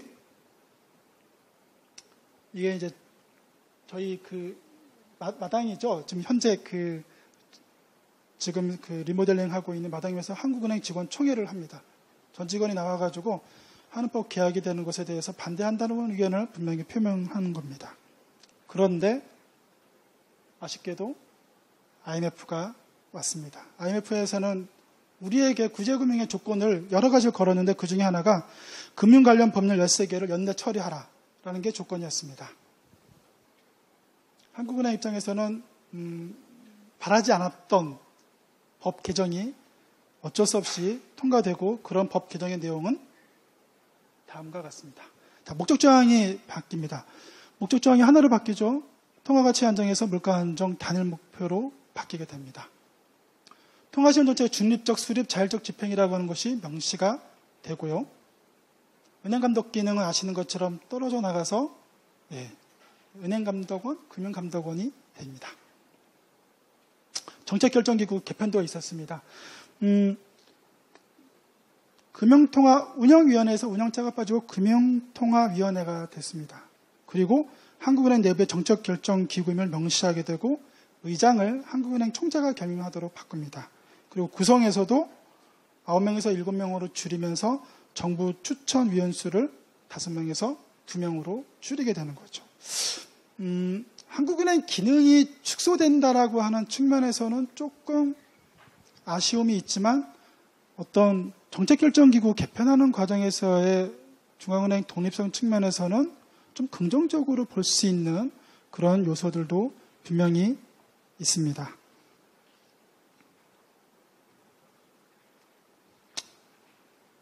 그리고 통화시험정책 운영 방식을 연간 단위로 하기로 하고 또 지급결제 운영 관련 규정도 들어가게 됩니다. 97년 한은법 개정은 역할의 축소라고 하는 것들은 당시에 영국을 비롯해서 통합금융감독기구를 만들다 하나의 큰 흐름이 있었다라고 하는 점에서 좀 이해가 되는 면도 있고 또 중앙은행 독립성 측면에서는 좀 긍정적으로 볼 면도 있겠죠. 아까 말씀드린 것처럼 그러면 독립성이 강화됐다. 제3조에다가 통화시험 정책은 자율적으로 중립적으로 수립 집행되어야 된다라고 했으면 책임성도 강화가 돼야 되겠죠. 그래서 한국은행의 책임성이 강화됩니다. 책임성 그러니까는 물가안정 목표를 못하면 총재가 물러나야지 책임져야지 하는 그런 리스폰서빌리티가 아닙니다. 중앙은행의 책임성은 어카운터빌리티입니다. 그러니까 중앙은행이 수립하고 집행하는 정책을 국민들에게 잘 설명을 해라라고 하는 그런 설명 책임 정도로 생각하시면 되겠습니다. 그래서 매년 1회 통화시험정책 보고서를 만들어서 국회 대표인 국회에 제출을 하라. 그리고 총재가 국회나 또는 위원회에 나와서 답변을 해라. 하라고 하는 책임성이 강화가 됩니다. 그리고 내부 경영 방식도 바뀌게 됩니다.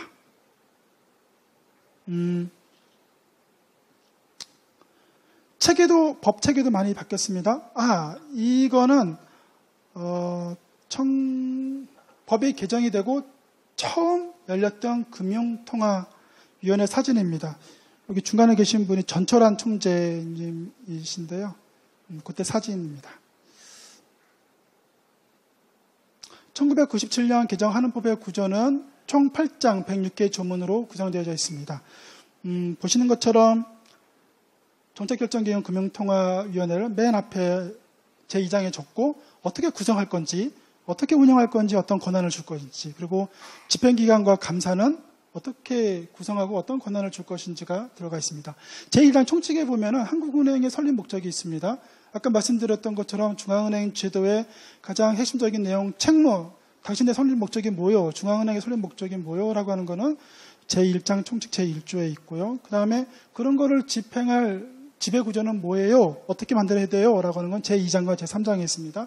그리고 한국은행은 어떤 역할을 해야 되지? 라고 하는 거는 제4장에 있고 기타 나머지 것들을 내용들을 하고 있습니다. 그리고 이제 법이 나중에 바뀌겠지만 제7절 기타 업무가 2003년도 개정할 때 지급결제로 이렇게 바뀌게 됩니다. 현재는 총 조문수는 114개 조문입니다. 그 사이에 이제 한은법 보시면 몇 조의 이렇게 추가가 돼서 현재는 114개 조문으로 이렇게 구성되어져 있습니다. 1997년도 한은법 개정은 참 어떻게 평가를 해야 될지는 쉽지 않은 것 같습니다. 여러분께서 한번 끝나고 난 다음에 한은법 개정 내용을 좀 보시고 이것들 중앙은행의 독립성, 책임성, 역할, 책무 이런 측면에서 어떻게 봐야 될까 한번 평가해 보는 것도 의미가 있지 않을까 이렇게 생각이 됩니다. 자, 그 다음 중요한 개정은 2003년 개정입니다. 자, 국회입니다. 왜 2003년은 국회가 이렇게 나왔을까요? 1997년 한은법 개정까지 중앙은행 제도의 핵심적인 내용인 한국은행법 개정의 주도는 누가 했냐면은 정부였습니다. 정부 발의안을 중심으로 해서 그런데 2003년부터는 국회가 중심이 되어져서 우리 중앙은행 제도가 이제 발전되어져 왔습니다. 아시겠지만 내용을 보시면 아시겠지만 2003년도 개정부터는 중앙은행의 독립성, 책임성 관점에서는 긍정적으로 평가할 법들이 이제 많이 있게 됩니다. 당시에 뭐 여러 가지 사건들이 뭐 있었지만, 그리고 법이 나오연 위원장님, 객조정위원회 위원장님, 지금의 임종석 비서실장께서 만드신 법안을 기초로 해서 2003년에 개정이 되어졌습니다. 양 의원, 나오연, 임종석 위원께서 만드신 법안은 더 강력한 것이었는데 좀 약화된 형태로 서로 양 기관의 의견을 절충해 나가고 또 협의하고 이러는 과정을 통해서 결국에는 2003년 법 개정이 있게 되었습니다. 한은 부총재가 금통위원 겸무를 하게 됩니다. 당시에 이제 국제기구에서 권고를 하게 됩니다. 그 정책 결정과 집행 간의 연계성을 좀 높이기 위해서 하는 게 좋겠다. 그래서 한은 부총재가 금통위원이 되시고 금융투자협회에서 추천하던 금통위원이 금통위원회에서 빠지게 됩니다. 중기 물가안정부패로 이행하게 됩니다. 아까 연간 단위 물가안정부패죠 했잖아요. 사실은 통화시험 정책이 되게 장기 시기에서 보고 그 효과도 장기적으로 나타나는데 연간 단위로 물가안정부패를 설정하면 연간 단위로 평가를 해야 되면 통화시험 정책을 집행하는 데 어려움이 있겠죠. 그래서 그런 것들이 반영이 되어서 중기 물가안정부패제로 이행을 합니다. 예산 자율성이 확대가 됩니다. 모든 경비 예산에 대해서 재무부 장관이 승인하던 것을 급여성 경비 예산으로 줄이게 되고요. 그리고 한국은행 검사 공동검사할 때 금융감독원이 지체 없이 응하도록 이렇게 법을 개정을 했습니다. 뭐 배후에 여러 가지 얘기가 있지만 시간 관계상 생략을 하고요. 지급결제제에 대한 총괄 감시 기능이 부여됐습니다.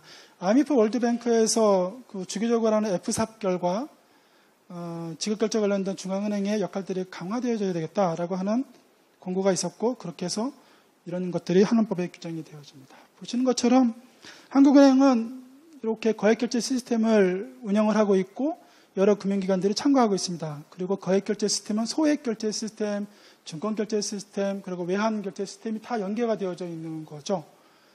그래서 결국에는 중앙은행이 운영하고 있는 거액결제 시스템이 안정적으로 운영되려면은 이 시스템도 나머지 연계되어져 있는 시스템들도 안정적으로 운영되어야 되지 않습니까? 그러면 안정적으로 운영되고 있는지를 잘 위에서 봐야겠죠. 오버시를 해야 되겠죠. 감시를 해야 되겠죠. 그래서 감시 권한이 주어지게 되는 것입니다.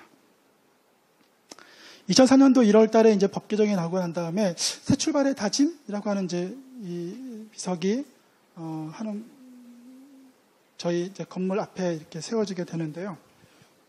당시에 이제 박순 총재님 때인데 지금 총재님이신 이주열 총재님 당시 조사국장이셨습니다. 신무진하고 회고하는 자리에서 이렇게 말씀하셨다고 합니다. 개인적으로 최대의 전력 투구를 한 사건이다. 2003년도 개정은. 그리고 2003년도 개정이 얼마나 힘들었는지 아까 말씀드렸던 것처럼 사실은 그 국회의원이 발의했던 한은법 개정안 내용을 보면은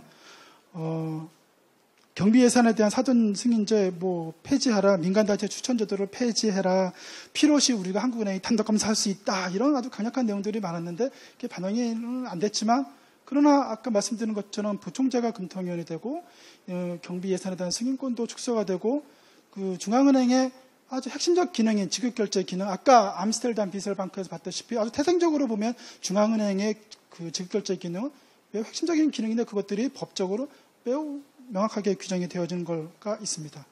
총재님께서, 박순 총재님께서 이렇게 말씀하셨답니다. 평생 처음으로 새벽 기도를 했다고 하십니다. 그만큼 이 법 개정에 대한 그 열정이 있으셨고 아주 힘들게 하신 2003년 법 개정이었습니다. 멋있지 않으십니까? 한국은행의 독립성이 좀 더 나아지기 위해서, 한국은행이 좀 더 역할을 잘하기 위해서 새벽 기도를 가셨답니다. 평생. 참 멋있는 총재님이신 것 같습니다. 자, 한번 아까 계속해서 저희가 이제 그 한국은행의 독립성 관련해서 지배구조 이런 면들인데 지배구조의 핵심은 뭘까요? 의사결정기구입니다. 의사결정기구, 정책결정기구입니다. 정책결정기구가 어떻게 변화되는지를 보시면 제정하는 법은 이렇게 되어 있었습니다. 1962년에 정부 추천 이렇게 되어 있다가 1997년 개정되면서 이렇게 바뀌었습니다. 그리고 2003년도에 한은 부총재가 당연직 위원으로 되고 증권협회 추천위원께서 이제 빠지게 되고 이렇게 변화되어져 왔습니다. 지배구조가 언제 개선이 되어지고 언제 개혁이 되어졌는지를 보시면 판단하실 수 있을 겁니다. 다음에 또 보여드리겠지만 한번 우리나라에만 있는 아주 독특한 제도가 여기에 있습니다. 주요국 중앙은행 정책위원회 구성입니다. 미국 연방준비제도를 보시면 의장, 부의장, 이사 4명인데 상원의 동의를 얻어서 대통령이 임명하고 있습니다. 그리고 정책금리를 결정하는 FOMC는 거기에다가 지역연준 총재 5명 이렇게 해서 총 12명입니다. 유럽중앙은행의 거버닝 카운실은 유럽 강령이사회가 이 유럽중앙은행 거버닝 카운실하고 협의해서 유럽 이사회, 그러니까 유럽 이사회라고 하는 게 뭐냐면은 유럽 각 국가의 대표들이라고 생각하시면 됩니다. 각국의 대표들이 임명을 합니다. 영란은행 총리의 임명 결정에 따라 국왕이 임명하고 일본은행은 양원의 동의를 얻어서 내각제니까 내각이 임명합니다.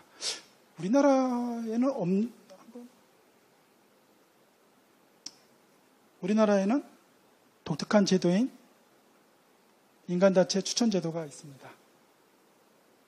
2003년도에 나오연 임종석 위원안에는 민간단체 추천제도를 폐지하는 것들이 올라왔었습니다.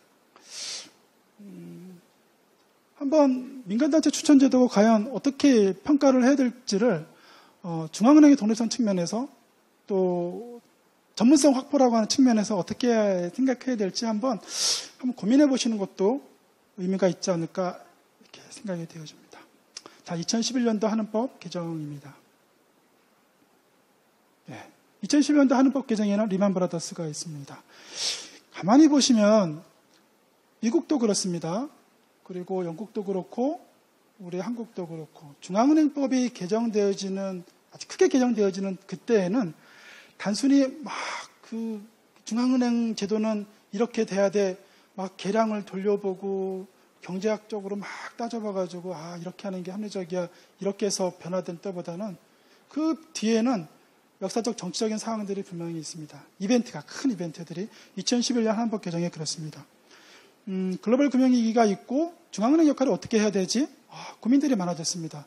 그때에도 여러 논란들이 있었지만 소강 상태가 됐다가 2011년이죠. 2011년 상호저축은행의 부실 문제가 불거지면서 중앙은행도 일정한 역할을 해야 되겠구나. 어떤 역할을 해야 되느냐? 금융안정에 대해서는 좀 역할을 좀 제대로 해야 되겠다라고 하는 인식들이 자리를 잡게 됩니다. 그래서 금융안정이 책무에 명시가 됩니다. 책무에 명시됐든지 안 됐든지 간에 금융안정 책무는 태생적인 책무입니다. 아까 저희가 중앙은행 역할이 어떻게 변화되었는지 와서 맨 왼쪽에 뭐가 있었습니까? 최종대부자 기능, 금융안정. 그건 태생적인 책무입니다. 여기에 법에 적혀져 있지 않더라도 중앙은행은 이런 책무를 해야 되지만 법에 명시를 함으로써 우리가 그런 역할들을 하는데 좀 더 안정적으로 수행할 수 있게 될 겁니다. 금융안정 책무를 추가했으니 그에 맞게 책임성, 금융안정 보고서도 제출을 해라. 또 의결서 해락도 비공개지만 국회에 제출을 해라. 이런 것들이 강화가 됩니다. 역할이 강화되면 책임성도 강화되는 법이죠. 정보 접근성도 제고를 합니다. 금융안정 하려면 정보에 잘 접근을 해야 되니까. 자, 긴급 유동성 지원제도도 개선을 해서 금융위기 시에 우리가 조금 더 원활하게 유동성을 공급할 수 있도록 이렇게 제도들이 바뀌게 됩니다. 자세한 내용은 제가 취지를 말씀드렸으니까 나중에 자료를 보시면서 그때 취지를 가지고 보시면 충분히 이해하실 수 있을 겁니다. 지급준비제도도 개선이 되고 화폐관리 기능도 강화가 됩니다. 주화훼손 처벌조항이 이때 신설이 되고 순이익금 적립제도도 개선이 됩니다. 자, 2012년도 하는법 개정을 보시면 최근 거라서 제가 조금 설명을 드릴 겁니다. 총재 임명 절차에서 국회 인사청문이 이제 이때부터 있게 되는 거죠. 그러니까 국회 인사청문제도가 통해서 어떤 효과가 있을까요? 결국에는 그 중앙은행의 수장이 국민의 대표기관인 국회 인사청문을 통해서 이렇게 선정이 되면 그 능력도 검증되었다. 또 민주적 정당성도 확보함에 따라서 사실은 그 정책을 좀 더 원활하게 수행할 수 있을 겁니다. 권한이 국민들에게 어떤 영향을 주는 권한을 줄 때는 사실은 민주적 정당성이 있어야 되는 거거든요. 가장 대표적인 게 선거입니다. 선거를 통해서 국민으로부터 그 권한을 받으면 되는데 중앙은행 총재는 그렇게 되지는 않죠. 그래서 인사청문을 통해서 그런 민주적 정당성 측면에서 강화되는 그런 효과도 있을 겁니다. 그리고 나머지 화폐 단위 조항도 신설되고 기념화폐 관련된 조항도 있습니다. 2016년도 한원법 개정은 동전하고 좀 관련이 있습니다. 아까 그 한원법 개정을 통해서 주화 훼손에 대한 처벌 조항이 만들어졌는데 그 이후에도 아마 신문에서 보신 것처럼 계속 10원짜리 동전을 녹여가지고 구리로 만들어가지고 이제 파는 일이 벌어지는 거죠. 이런 일이 자꾸 생기니까 주화 훼손 처벌을 강화하는 법이 개정이 되어지고 또 당시에 법제처에서 주도적으로 하던 알기 쉬운 법령 만들기 차원에서 법령 용어들이 좀 국민들이 알기 쉽게 바뀌게 됩니다. 개인적으로 법을 통해서 어떠한 정책 목적을 달성하는 것도 중요하지만 예컨대 주화훼손 처벌 이렇게 법을 강화하는 것도 방법이고 사실은 멜팅 포인트를 낮추면 되겠죠. 그 10원짜리 동전에 들어가는 소재 가치를 낮추는 겁니다. 크기도 작게 하고 들어가는 금속의 함량도 조절을 하고 그래서 지금 보시는 동전, 10원짜리 동전은 어때요? 되게 조그만하죠.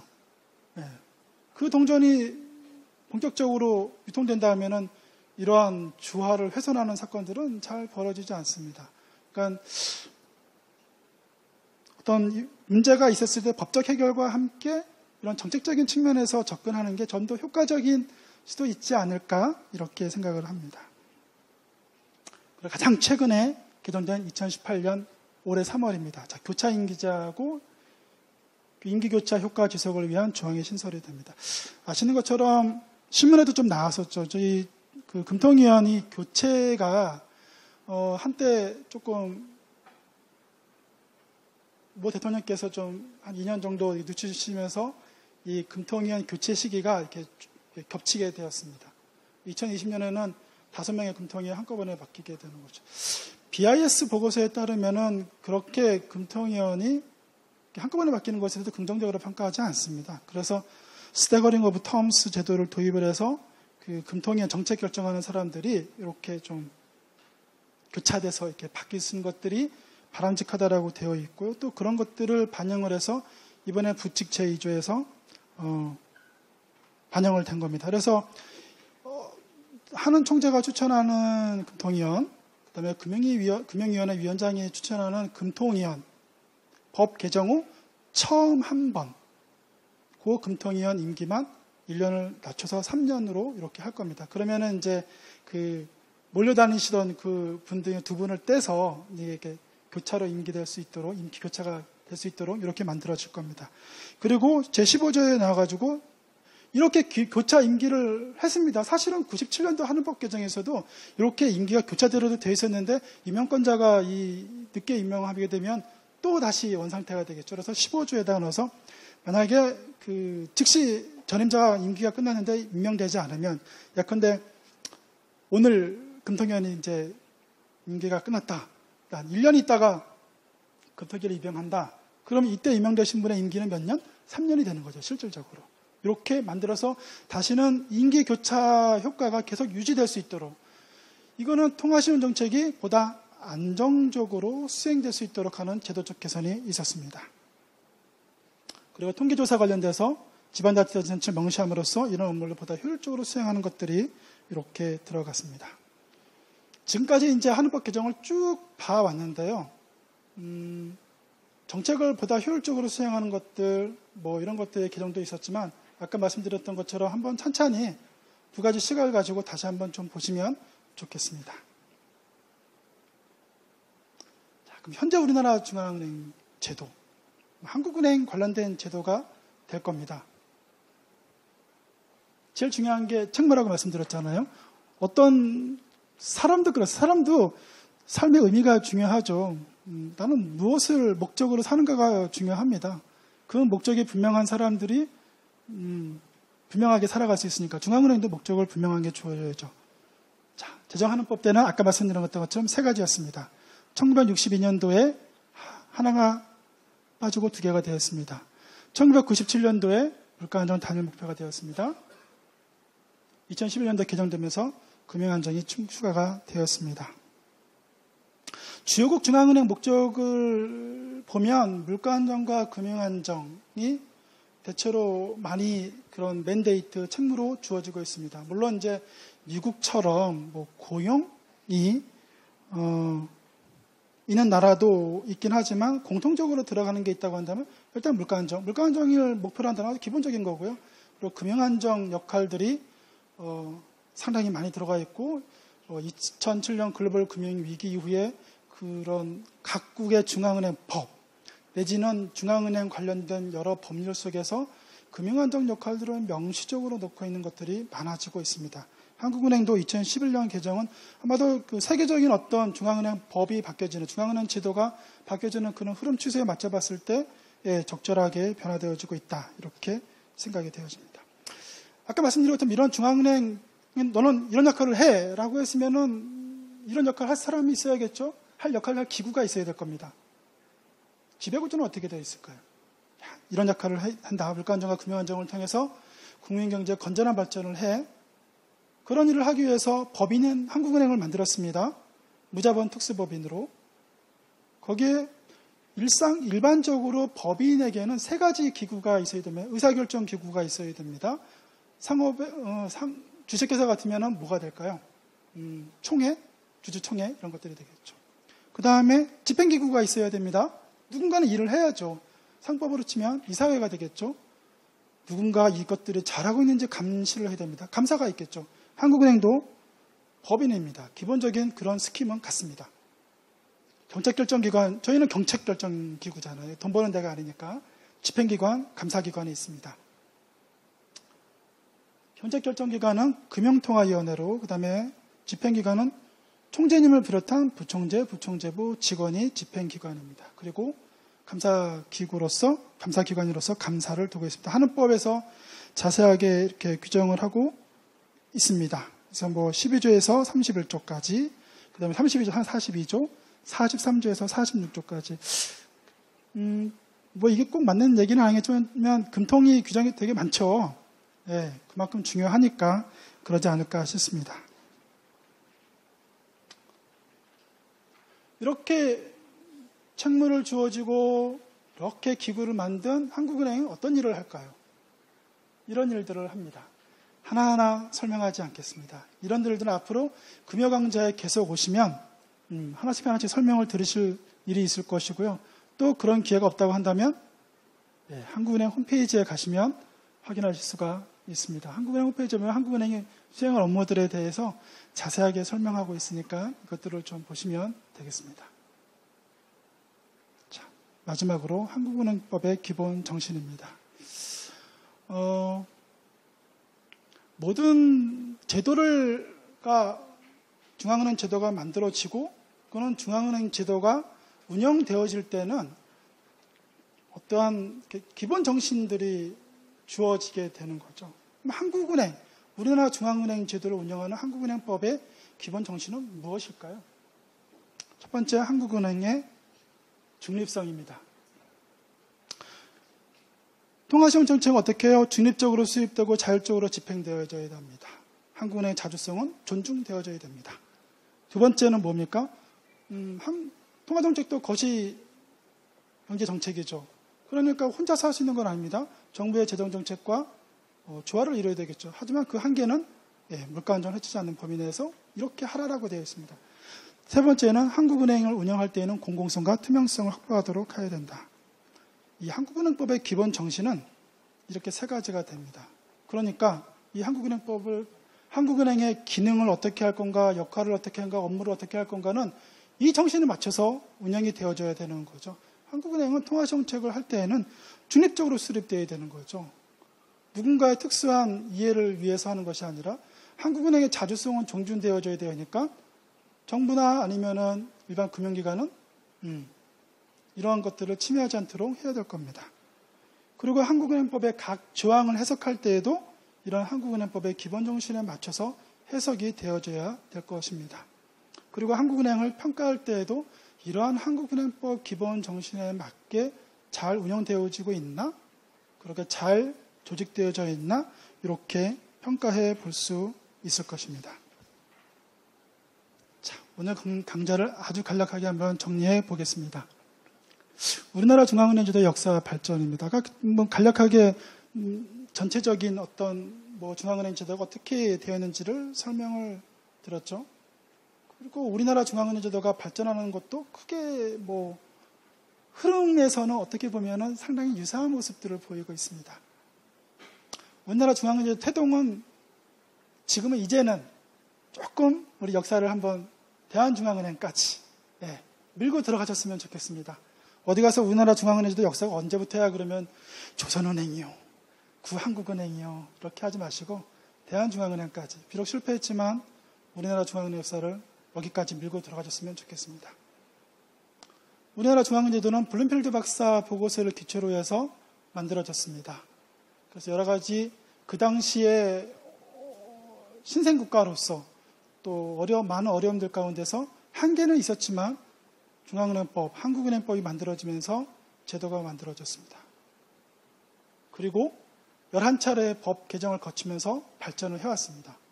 어떤 법 개정은 중앙은행 제도를 평가하는 많은 그런 기준들 중에서 독립성이라고 하는 측면, 책임성이라고 하는 측면에서 봤을 때 아쉬움이 남는 법 개정도 있었습니다. 제도의 변경도 있었습니다. 또 어느 법 개정은 어떤 제도 개편들은 좀 긍정적으로 볼 수 있는 것도 있었습니다. 앞으로도 또 중앙은행법은 계속해서 개정이 될 겁니다.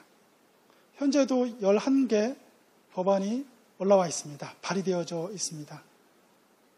그리고 또 어떤 법들이 개정이 되어져서 여러분 앞에서 나타날 것입니다. 그럴 때마다 여러분이 한번 평가해 볼 수 있었으면 좋겠어요. 그냥 표면적으로 그래 중앙은행 총재가 인사청문을 한다 그래.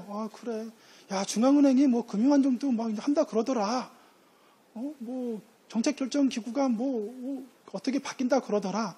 평면적으로 보시는 것보다는 오늘 강의를 들으신 분이라고 한다면 하나의 시각을 좀 가져가셨으면 좋겠습니다. 독립성, 책임성이라고 하는 관점에서 이번 한은법 개정은 잘 된 것 같아. 이번 한은법 개정은 좀 아쉬워. 이번 중앙은행 제도 개편은 한국은행 역할을 효율적으로 수행하는 데는 좀 부족한 것 같아.